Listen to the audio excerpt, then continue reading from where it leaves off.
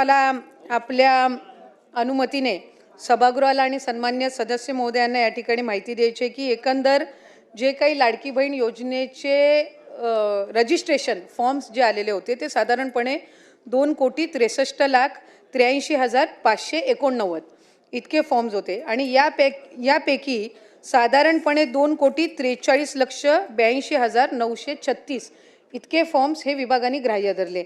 ज्या आकडेवारीचा 26 लाखाचा आपण उल्लेख केला ती क्रॉस व्हेरिफिकेशनसाठी माहिती व तंत्रज्ञान विभागाकडून ज्या आकड्यांचा आपण उल्लेख केला ती आमच्याकडे विभागाकडे प्राप्त झालेली होती।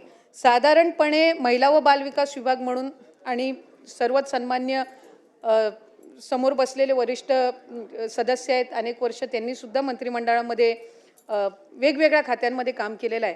एखादा विभाग ज्या वेळेला एखादी योजना आणतो त्यावेळेला दुसऱ्या विभागाच्या डेटाचा त्यांच्याकडे ॲक्सेस नसतो, तो आपल्याला त्या विभागाकडून मागवायला लागतो। उदाहरणार्थ मुख्यमंत्री लाडकी बहीण योजना ही महिला व बालविकास विभागाकडून राबवली जाते। नमो शेतकरी योजनेचे जे लाभार्थी आहेत यांचा लाभाचा डेटा जो आहे तो कृषी विभागाकडे असतो।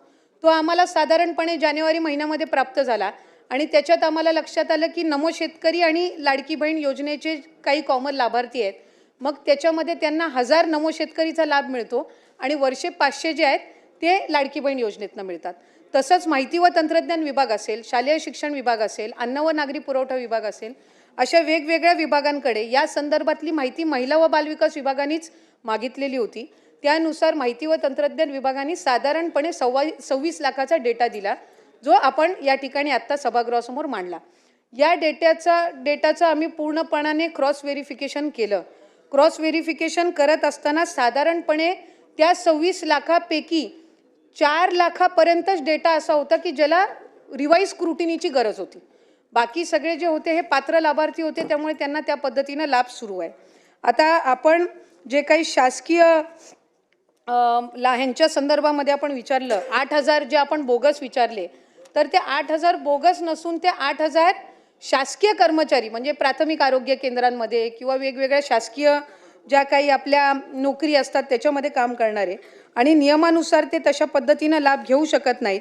म्हणून या संदर्भातलं आम्ही सगळ्या जिल्हाधिकाऱ्यांना एक पत्र लिहिलं आणि त्याच्या रिकव्हरीचं काम त्यांच्याकडून साधारणपणे गेल्या 5-6 महिन्यापासून सुरू आहे।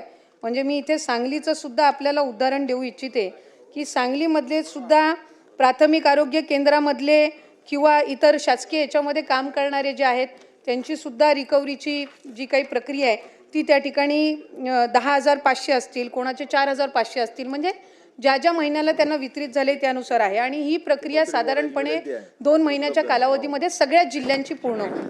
आता 12,000 जे आपण पुरुषांचं म्हटलं तो खरं तर आकडा साधारणपणे 12 ते 14,000 मध्ये येतो।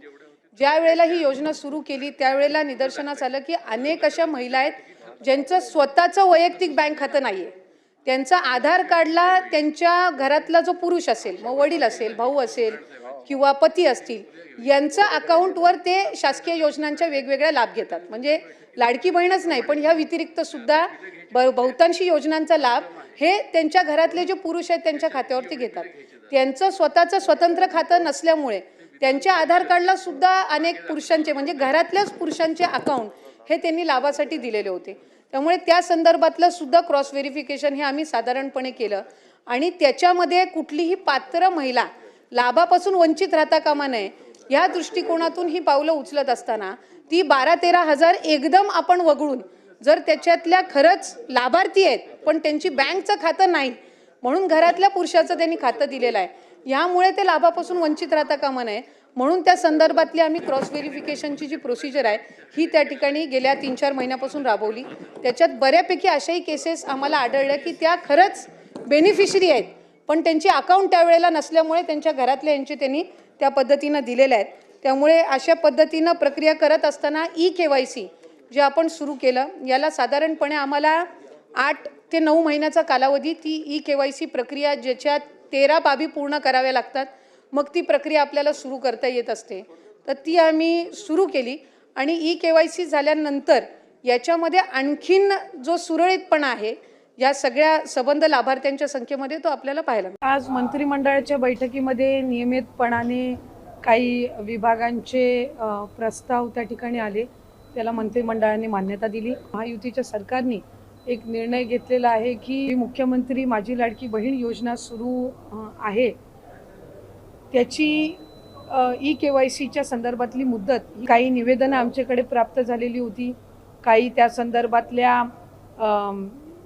KYCच्या संदर्भातल्या काही तक्रारी म्हणजे आम्हाला आणखीन त्याच्यामध्ये थोडी मुदत मिळावी, काही ठिकाणी काही यामधल्या कालावधीमध्ये गारपीट असेल किंवा त्याच्या आधीच्या कालावधीमध्ये काही KYC करण्याच्या काही जणींच्या राहिलेल्या होत्या. ह्या सगळ्या याच्यामध्ये खरं तर पहिली KYCची प्रक्रिया ही साधारणपणे सप्टेंबर 2025मध्ये सुरू झाली आणि ती पहिल्यांदा 2 महिन्याच्या कालावधीसाठी सुरू करण्यात आलेली होती आणि 2 महिन्याची मुदत KYCसाठी सर्व लाडक्या बहिणींना देण्यात आलेली होती.